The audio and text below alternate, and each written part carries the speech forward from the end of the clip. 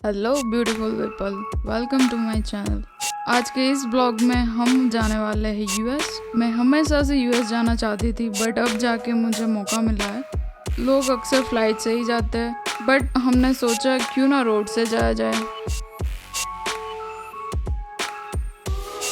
इसी बहाने रास्ते में आने वाली सिटीज भी देख लेंगे और इस स्प्रिंग के मौसम में थोड़ा फन राइड भी हो जाएगा। जाने से 4-5 दिन पहले हमने होटल ढूंढना शुरू किया। कुछ होटल देखने के बाद हमें एक होटल पसंद आया जो हमें थोड़ा अच्छा लग रहा था, एंड मेन बात ये थी कि वो थोड़ा सस्ता भी था। फाइनली वो दिन आ गया जब हमें जाना था। हमने अर्ली मॉर्निंग ही जर्नी स्टार्ट कर दी थी, बट हमें बॉर्डर पर रुकना पड़ा क्योंकि जिस बॉर्डर से हम जा रहे थे वो बंद थी। एक्साइटमेंट में हमने चेक ही नहीं किया कि उस बॉर्डर की ऑफिस सुबह 8 बजे खुलती है। खैर, इमिग्रेशन के बाद हम फाइनली यूएसए में एंटर कर गए। बिना ब्रेक लगाए हमने सीधा अपनी होटल की ओर गाड़ी भगाई और 3 बजे होटल में चेक इन कर लिया। होटल पहुंच के हम सब पहले फ्रेश हुए और मॉल ऑफ अमेरिका की ओर निकल पड़े, जो अमेरिका का सबसे बड़ा शॉपिंग मॉल है। एंट्री डोर पे बटरफ्लाई से सजावट की हुई थी। हमने थोड़ी सी फोटो ली और अंदर चलते गए। अंदर हमने ऐसा नजारा देखा कि थोड़ी देर के लिए तो भूल ही गए कि हम कहाँ आए।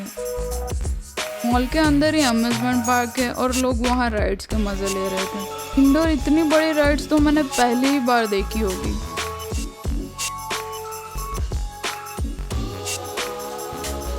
वहाँ वाटर राइड्स के हमने मजे लिए। लोग अपनी ही धुन में घूम रहे थे।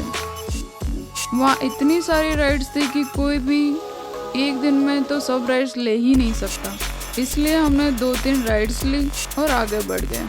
हम थोड़ा थक गए थे तो हमने सोचा कि क्यों ना थोड़ी पेट पूजा हो जाए, इसलिए हम निकल पड़े कैफेटेरिया की ओर। वहाँ इतने सारे ऑप्शंस थे कि समझ ही नहीं आ रहा ऑर्डर क्या करें। आपस में डिस्कशन के बाद हमने डिसाइड किया कि बर्गर ही ऑर्डर करते हैं। बर्गर इतना ज़्यादा टेस्टी था। खाने के बाद हम निकल पड़े सी लाइफ एक्वेरियम की ओर।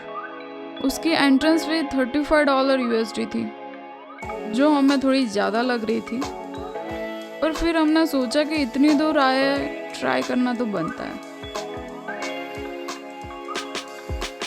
एंड जैसे ही अंदर पहुंचे, बहुत सारे fishes, turtles, sharks, string fish and what not. ये सब का तो मैंने सिर्फ नाम ही सुना था या तो डिस्कवरी चैनल पे ही देखी थी, पर पहली बार रूबरू देखने का मौका मिला। ये सब देख के दिल खुश हो गया।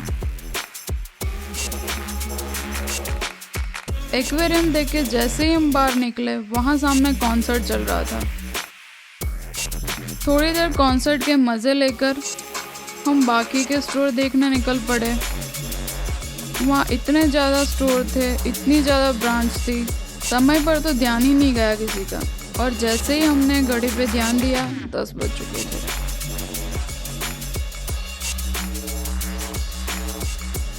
मॉल के बंद होने का टाइम हो चुका था, इसलिए हमने मॉल को गुड बाय कहा और बाहर निकल गए।